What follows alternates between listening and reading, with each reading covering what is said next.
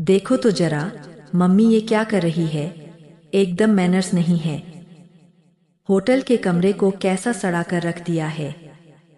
उस दिन खुराना साहब थोड़ी देर के लिए कमरे में आ गए थे।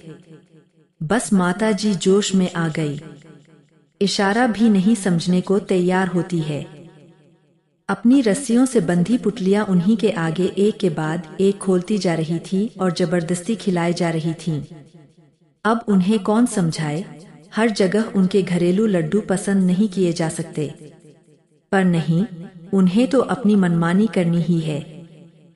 तुम तो मुंह में दही जमा कर बैठ जाते हो। मैं पागलों की तरह बकर बकर किए जा रही हूँ।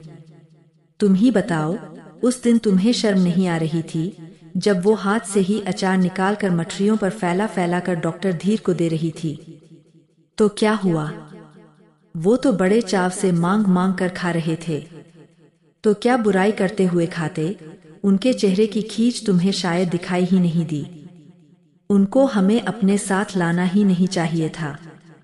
कदम कदम पर उनके गंवारपन के कारण। बोलते बोलते मीरा चुप हो गई। चिर से उत्पन्न खिजलाहट उसके सुंदर चेहरे से टपक रही थी। अब तक शांत रमन ने उसका हाथ पकड़कर अपने पास बैठाया और समझाया। जब मैं छोटा था, मुझे प्रारंभिक शिक्षा किसने दी? इसी माँ ने। जब मैं चलने में लड़खड़ाता था, अंगुली पकड़कर कौन सहारा देता था? मेरी यही गंवार माँ। सबसे बड़ी बात, उस छोटे से गांव में, उस देहाती परिवेश में रहकर भी मुझे इतने ऊंचे लेवल तक पहुंचाने का सपना किसने देखा? मेरी इसी माँ ने। उस जमाने में मेरे लिए उन्होंने बहुत आगे के सपने बुने थे। उसने अचानक मीरा की ओर देखा। वो अश्रुपूरित नेत्रों से उसकी बातें सुन रही थी।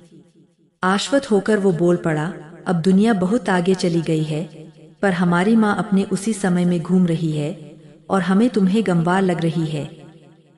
ऐसे में हमारा क्या कर्तव्य है, ये अब तुम ही बताओगी।